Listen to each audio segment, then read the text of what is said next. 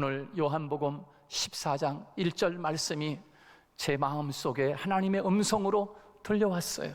그래서 오늘 이 말씀을 함께 나누어 갖기를 원합니다. 오늘 이 말씀이 여러분에게 힘이 되기를 주님의 이름으로 축복합니다.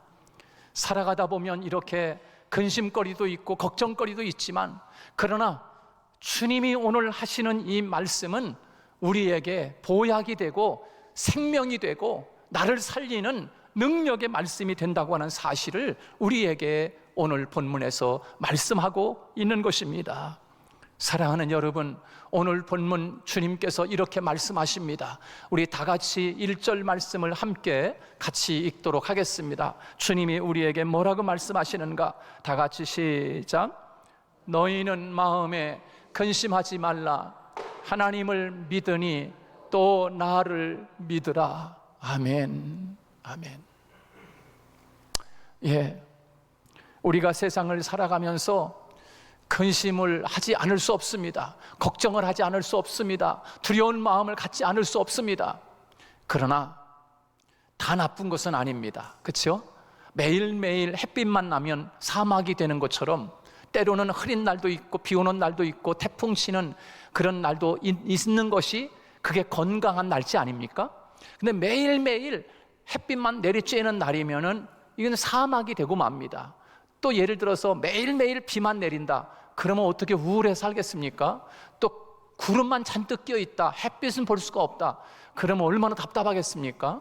그래서 햇빛 나는 날도 있는가 하면 구름 끼고 비 오는 날도 있고 태풍 치는 날도 있고, 이게 건강한 거 아니겠습니까? 오늘 우리도 마찬가지로 때로는 근심이 있고 두려움이 있지만 또 기쁜 날도 있고 즐거운 날도 있지만, 그런 것이 모두가 다 합력하여 하나님의 뜻을 이루고 있다는 사실을 우리는 한편으로 잊지 않을 수 있기를 주님의 이름으로 축복합니다. 주님은 이렇게 말씀하셨습니다. 우리 한번 말씀을 한번 같이 찾아볼까요? 고린도후서 7장 10절 말씀인데요, 너무나 소중한 말씀, 우리가 잘 아는 말씀이지만 그러나 이 말씀을 같이 함께 보도록 하겠습니다. 고린도후서 7장 10절 말씀 우리 같이 한번 읽습니다. 하나님이 우리에게 주시는 말씀입니다. 다 같이 읽습니다. 시작.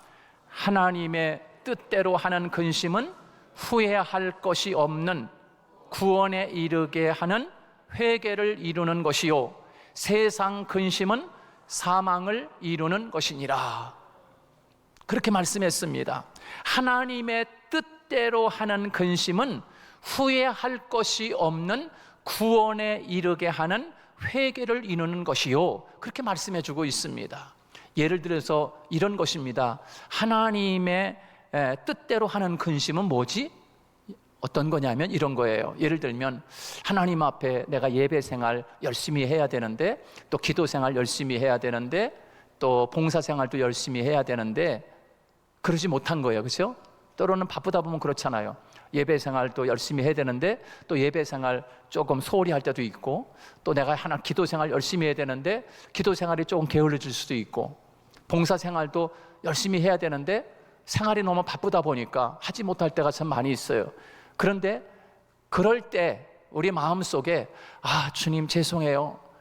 내가 이러면 안 되는데 걱정하잖아요. 그죠? 근심이 있잖아요. 내 예배 생활 이렇게 하면 안 되는데, 기도 생활 이렇게 하면 안 되는데, 봉사 생활 내가 좀 해야 되는데, 이런 근심이 우리 마음속에 있는 거예요.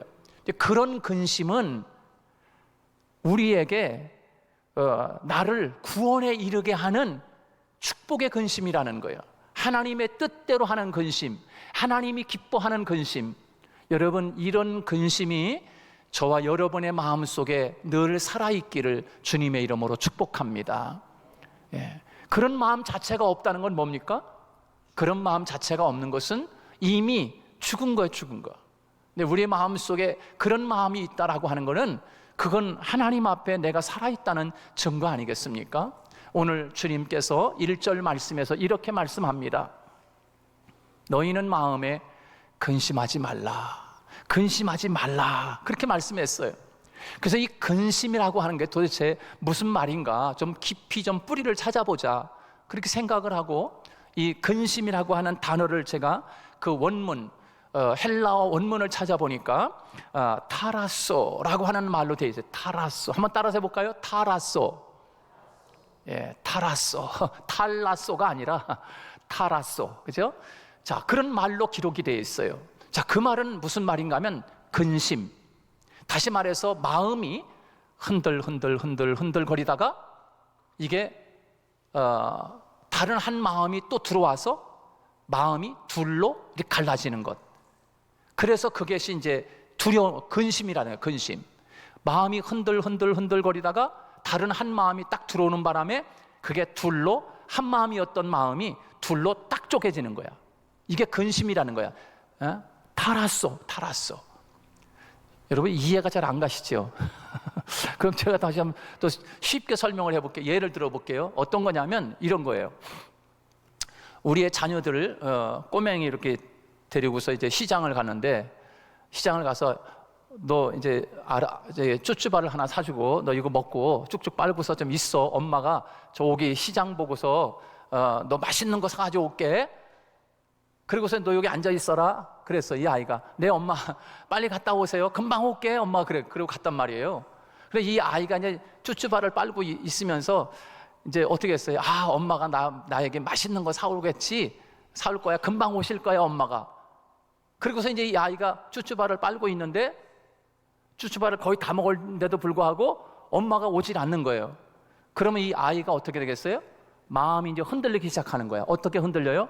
이렇게 흔들려 마음이. 그래서 이 아이가 흔들리다가 엄마가 왜 안 오시지? 이제 흔들리기 시작해요. 엄마 진짜 안 오시네? 왜 안 오시지? 오신다고 분명히 그랬는데 맛있는 거 사갖고 온다 그랬는데.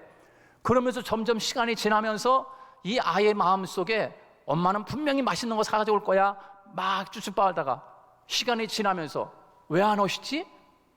불안해지기 시작하는 거야. 그러다가 어떤 마음이 들어가냐면 다른 마음이 그 아이의 마음속에 딱 들어가는 거야. 엄마는 분명히 맛있는 거 사가지고 올 거야 라고 하는 그 한 마음을 가지고 끝까지 쭈쭈바를 빨고 있어야 되는데, 그러지 않고 시간이 좀 늦춰지니까 이 아이의 마음속에 다른 마음이 싹 들어가. 어떤 마음이에요? 엄마가 안 오실지도 몰라 라고 하는 마음에 싹 들어오는 순간에 그 다른 마음이 들어온 거잖아요. 엄마는 분명히 올 거야 라고 가셨는데 그 마음을 붙잡고 계속 기다리고 있어야 되는데 아이의 마음속에 엄마가 안 오시면 어떡하나, 이 마음이 딱 들어오면서 그게 반으로 딱 갈라지는 거야. 그러면서 근심이 들어오고 두려움이 들어오기 시작하는 거예요.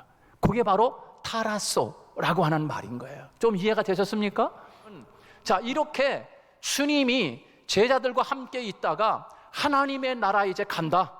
하나님의 나라에 가서 너희들이 올 처소를 만들기 위해서 간다. 처소를 다 예비하고 나면 다시 올 거야. 다시 올 거야. 그러면 네, 알았어요 예수님, 선생님 알았으니까 잘 가세요. 십자가에서 돌아가실 때 얼마나 고통스럽겠어요. 어쩌면 좋아요. 그래도 꿋꿋하게 주님이 십자가에 돌아가시고 그리고 하나님 나라에 가시더라도 우리는 절대로 두 마음이 아니고 흔들리지 않겠습니다. 타라소, 이 마음이 내 마음을 붙잡지 않겠습니다. 걱정하지 마세요. 그러면 좋겠는데 예수님이 이제 십자가에 달려 돌아가시고 하나님의 나라에 가서 처소를 예배하러 가신다. 그리고 가셨다가 다시 오신다라고 하는데도 불구하고 오늘 본문에서 제자들의 마음에 흔들거리면서 다른 그 마음이 들어오면서 근심과 두려움이 제자들의 마음을 사로잡았던 것이에요. 그때 주님이 하시는 말씀이 너희는 마음에 근심하지 말라. 하나님을 믿으니 또 나를 믿으라 라고 우리에게 말씀하고 계시는 것입니다. 여러분, 예수님이 이 땅에 오셔서 산상수훈의 말씀을 하실 때 많은 유대인 무리들이 모여 있었습니다. 그 무리들이 모인 이유는 마태복음 6장에서 뭐라고 말씀하냐 하면, 왜 예수님에게 모여왔냐면 무엇을 먹을까, 또 무엇을 좀 얻어먹을 수 있을까, 무엇을 좀 먹고 살 수 있을까, 어떻게 해야 잘 입고 살 수 있을까, 여러 가지 세상 근심이 가득한 사람들이 예수님에게 다 모여왔어요. 그래서 그것을 아신 주님이 말씀하는 거예요. 야, 너희들을 무엇을 먹을까, 무엇을 입을까, 무엇을 마실까 염려하지 말아라. 이것은 다 하나님을 믿지 않는 사람들이 하는 근심이야. 야, 너희들 저 하늘에 나는 공중의 새를 보라. 심지도 않고 모아들이지도 않고 창고에 모아들이지 않고 그 겨울을 나지 않느냐? 내가 먹이지 않느냐? 너희들이 걸어다니는 저 길가에 피어있는 꽃 한 송이를 좀 보아라. 저 꽃 한 송이 내가 옷을 입혀놓지 않았느냐? 빨간색을 입혀놓고 노란색을 입혀놓고 하얀색을 입혀놓고 내가 얼마나 아름답게 옷을 입혀놨니? 근데 하물며 너희일까 보냐? 저런 하늘에 나는 미물 새 한 마리도 내가 먹을 것을 준비해서 겨울을 나게 하는데, 그리고 길에 핀 하찮은 꽃 한 송이도 내가 예쁘게 옷을 입혀놓는데 하물며 내 형상으로 지음받은 너희들을 내가 그냥 두겠느냐? 내가 너희들은 책임지겠다. 걱정하지 말아라. 한날 괴로움은 그날의 족하니라. 염려하지 말아라 라고 주님이 그렇게 우리에게 말씀하고 있는 거 아니겠습니까? 여러분, 우리가 살아가면서 여러 가지 근심 이런 것들이 막 쌓여가지고 막 스트레스 받아가지고 소화도 안 되고 밥맛도 없고 잠도 안 오고 그럴 때가 여러분 많지 않습니까? 여러분 중에도 아마 그런 사람이 있으리라 생각이 되어져요. 정말 근심, 걱정, 두려운 이런 마음들이 하나님을 향한 그 마음이 때로는 너무나 커서 염려하고 참 걱정할 때가 참 많이 있을 것 같아요. 저도 마찬가지입니다. 여러분, 그런데 주님이 오늘 본문에서 2절, 3절에서 더 덧붙여서 주님이 그렇게 또 설명합니다. 우리 2절, 3절 같이 한번 읽습니다. 시작. 내 아버지 집에 거할 곳이 많도다. 그렇지 않으면 너희에게 일렀으리라. 내가 너희를 위하여 거처를 예비하러 가노니 가서 너희를 위하여 거처를 예비하면 내가 다시 와서 너희를 내게로 영접하여 나 있는 곳에 너희도 있게 하리라. 아멘. 알았어요 주님, 아멘. 이렇게 하고서 타라쏘라고 하는 마음이 내 마음을 지배하지 않았으면 좋겠는데 그러지 못한 거예요. 여러분, 그러면서 주님이 이 요한복음 14장 조금 뒷부분으로 가면 주님이 이렇게 말씀하십니다. 우리 다 같이 27절, 요한복음 14장 27절, 주님이 이렇게 말씀하시는 거예요. 평안을 너희에게 끼치노니 곧 나의 평안을 너희에게 주노라. 내가 너희에게 주는 것은 세상이 주는 것과 같이 아니하리라. 너희는 마음에 근심하지도 말고 두려워하지도 말라. 따라서 근심하지도 말라, 두려워하지도 말라. 예, 여러분, 왜 이 말씀을 믿어야 합니까? 근심하지 말고 두려워하지도 마라 라고 하시는 이 말씀을 우리가 왜 믿어야 됩니까? 힘이 있고 능이 있고 못할 일 전혀 없는 하나님이신 예수님이 우리에게 하신 말씀이기 때문인 줄로 믿습니다. 그분이 하신 말씀이기 때문에 우리는 이 말씀을 믿을 수밖에 없어요. 동네 아저씨가 한 것도 아니고 어떤 소설가가 한 것도 아니라 만왕의 왕이신 힘 있고 능 있고 못할 일 없으신 그 주님이 우리에게 하시는 거예요.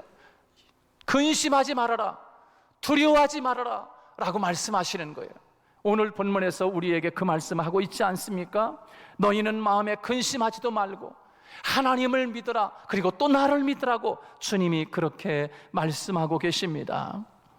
여러분, 66권 전체가 다 귀하고 소중한 말씀들이지만 특별히 오늘 요한복음 14장 1절 말씀은 저에게 다가왔던 하나님의 음성이 강력하게 제 마음을 붙들고 이 한 주간 동안 하나님의 말씀을 마음에 되뇌이고 또 외치고 하나님의 말씀을 함께, 이 말씀을 우리 성도들과 함께 나눠야 되겠다.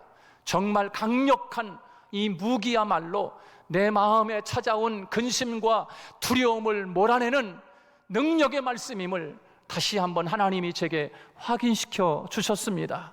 여러분, 우리가 살아가면서 수없이 많은 근심거리들이 우리를 낙심하게 하지 않습니까? 절망하게 하지 않습니까? 근심과 두려움을 우리는 경계해야 합니다. 저 미국이 핵무기를 개발하는데 들어가는 비용이 5조 5천억 달러라고 합니다. 5조 5천억 달러. 이것을 한국 돈으로 계산을 하면 5경 5천조랍니다. 5경 5천조. 5경 여러분 계산이 됩니까? 자, 여러 가지 핵시설, 제반시설이 다 준비된 상태라고 생각을 하고, 그리고 핵 개발만 해서 만들어내는데 미국이 들어가는 비용이 이 4,090억 불, 그러니까 한국 돈으로 계산하면 400조가 된다. 400조. 그 핵을 하나 만들어내는데 400조가 들어간다는 거예요. 그러니까 핵무기 하나를 만들어서 그것을 만들어가지고서 뻥 하고 터치는데 400조가 날아가는 거야. 그런데 이 핵무기보다도 더 근심과 두려움이라고 하는 무기는 여러분 400조가 들어가는 게 아니라 아무 비용이 전혀 필요 없습니다. 그리고 보관할 창고도 필요 없습니다. 그리고 고장날 이유도 없어요. 그리고 한 번에 쏘고 나면 재탕으로 얼마든지 쏠 수 있는 게 근심이고 두려움이라고 하는 무기라고 하는 거예요. 여러분, 이렇게 강력한 무기, 쓰면 쓸수록 빛나는 무기, 이것을 여러분 사탄이가 가지고서 우리를 무너뜨리고 넘어뜨리고 낙심하게 하고 절망하게 만드는 거예요. 여러분, 사탄이 비용이 많이 드는 핵무기를 가지고 사용하겠습니까? 아니면은 여러 가지 세상에 비용이 들어가는 그런 것을 가지고서 여러분 우리에게 다가오겠습니까? 전혀 비용이 들어가지 않는 이런 근심과 걱정의 무기를 가지고 우리들을 넘어뜨리고 낙심하게 하고 절망하게 만든다는 거예요. 여러분, 오늘 우리는 이 무기에 얼마나 마음의 삶의 피해를 보고 사는지 모릅니다. 여러분도 마찬가지일 것입니다. 여러분, 14세기 후반에 유럽 전체를 강타했던, 유럽의 3분의 1이 죽었던 이 흑사병이라고 하는 거 있지 않습니까? 그 유럽이 이 흑사병이 죽어갈 때 이런 일화가 있었다고 합니다. 이 흑사병의 전사가 알렉산드리아에든지 이런 도시를 가가지고 그 흑사병에 걸려가지고서 죽는 사람이 막 한 사람, 두 사람, 세 사람 막 죽어나갈 때 그 한 사람, 두 사람, 세 사람만 딱 죽여놓으면, 근데 이 세 명만 죽이면 나머지 3분의 1은 두려워서 죽는다는 거예요. 두려워서. 우리가 몇 년 전에 무슨 바이러스가 그냥 낙타 바이러스니 들어와가지고 막 걱정하지 않았습니까? 행여나 좀 우리가 열이 나거나 아니면 조금 감기 같은 거 이상하게 들으면 내가 그 바이러스 걸린 거 아닌가? 그거 걸려서 죽는 거 아닌가? 이런 두려움에 여러분 쌓여 있을 때 있지 않았습니까? 그래서 이 흑사병으로 죽은 사람은 몇 명 되지 않는데 그 흑사병 때문에 죽을까봐 두려워하다가 죽은 사람이 인구의 3분의 1이 된다는 거예요. 여러분, 이처럼 근심과 두려움은 칼도 없고 창도 들지 않았음에도 불구하고 어떤 무기보다도 강력해서 수많은 사람을 삶에서 절망하게 만들고 낙심하게 만들고 우울하게 만들고 그리고 스스로가 죽어간다는 거예요. 눈만 뜨면 두려움과 근심이 우리 마음을 지배하려고, 아침에 일어나면 그 근심과 두려움이 손님처럼 찾아와가지고 우리 마음에 들어와서 아침에 눈을 뜨는 순간부터 저녁 늦게까지 그 손님이, 근심과 두려움의 손님이 나를 붙잡고 하루 종일 끌고 다니다가 한숨 쉬게 만들고 낙심하게 만들고 탄식하게 만들고, 또 잠자리에 들고 나면, 한숨 쉬며 잠자리에 들고 나면 아침에 또 그 손님이 찾아와요. 여러분, 오늘 이 모든 두려움과 근심의 그 모든 무기를 오늘 이길 수 있는 강력한 무기 하나를 오늘 함께 나누고 싶어 하는데, 그것이 바로 오늘 14장 1절 말씀이에요. 여러분, 이 말씀을 여러분 그 근심과 두려움의 무기를 이길 수 있기를 주님의 이름으로 축복합니다. 우리 다 같이 한 번 더 1절 시작. 너희는 마음에 근심하지 말라. 하나님을 믿으니 또 나를 믿으라. 할렐루야. 그렇습니다. 우리 마음에 평안이 찾아올 수도 있습니다. 그 평안의 귀한 손님을 마음속에 모시는데 어떻게 해야 되느냐? 그 두려움을 물리쳐야 됩니다. 어떻게? 오늘 1절의 말씀처럼 너희는 마음에 근심하지 말라. 하나님을 믿으니 또 나를 믿으라 라고 하시면서 내가 주는 평안은 세상이 주는 평안과 같지 않다. 내가 주는 평안을 너희 마음속에 가지라고 주님이 우리에게 말씀하고 있는 것이에요. 여러분, 근심으로 가득 차 있는 근심된 세상에 이런 복음이 또 어디 있겠습니까?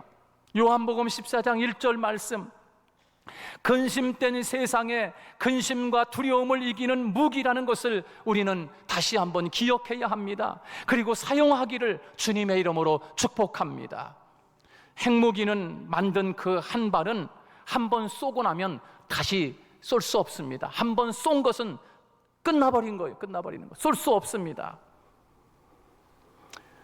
비용이 그렇게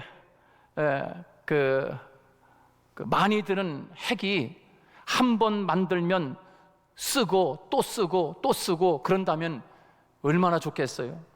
그러나 그렇게 많이 드는 비용을 들여서 한 번 만들어서 쏘면 다시는 쏠 수 없는 거지요. 여러분, 오늘 그런데 요한복음 14장 1절 말씀은 근심과 두려움의 적이 우리를 무너지게 하는데 하고 있는데, 1절 말씀은 이기는 강력한 무기로 하나님이 주님이 우리에게 주시는 거예요.